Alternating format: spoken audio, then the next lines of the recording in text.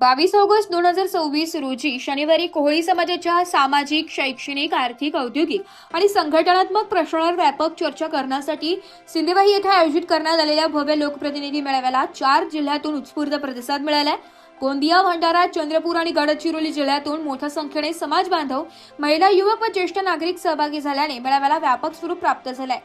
मेळाव्याच्या अध्यक्षस्थानी माजी आमदार डॉक्टर हेमकृष्ण कापगते होते। कोहळी समाज विकास मंडळाचे अध्यक्ष प्रकाश बाळबुद्धे, पद्मश्री परशुराम खोणे, दिवाकर निकुरे, गंगाधर परशुरकर, अमोल मुंगमोडे, चामेश्वर गहाणे, नाना नाकाडे, सदानंद बोरकर, कांचन गहाणे आणि ललित बाळबुद्धे यांची प्रमुख उपस्थिती होती। पक्षभेद बाजूला ठेवून समाजहिताला प्राधान्य देण्यात आले।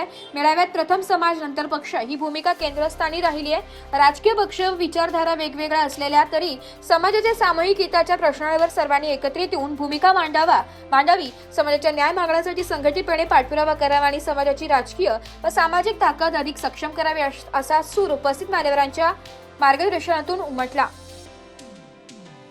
समाजाची संघटनात्मक बांधणी समजूत करणे, युवकांसाठी शिक्षण व रोजगाराची संधी वाढवणे, उद्योग व्यवसायाला प्रोत्साहन देणे, सामाजिक परंपरा व कोहळी विवाह पद्धतीने जतन करणे तसेच समाजाच्या विविध प्रलंबित मागण्यांच्या शासन स्तरावर सातत्याने पाठपुरावा करणे या विषयांवर मेळाव्यात सविस्तर चर्चा झाली आहे। सभागृहाबाहेरील गर्दी, मेळाव्याला मिळालेल्या मोठ्या प्रतिसादामुळे नियोजित सभागृहातील आसन व्यवस्था अपुरी पडली।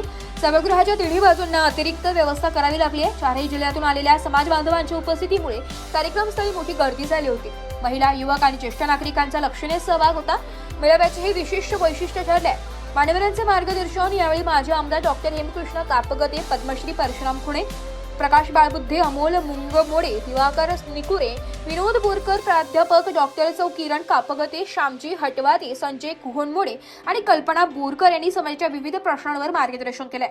कार्यक्रमाचे प्रास्ताविक रमाकांत लोधे यांनी केले।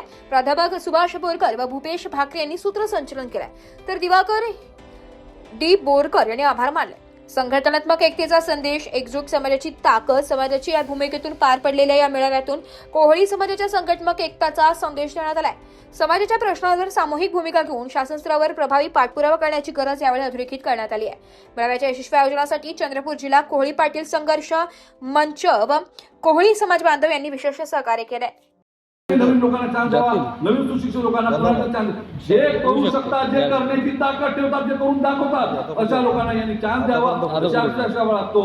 आणि या कार्यक्रमाच्या माध्यमातून आपण सर्व एकत्र आले, आपल्या समाजाची ताकद दाखवली।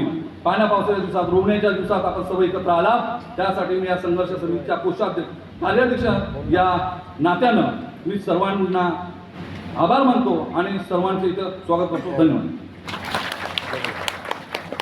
ब्युरो रिपोर्ट, नाशिक लोकशाही न्यूज, नाशिक।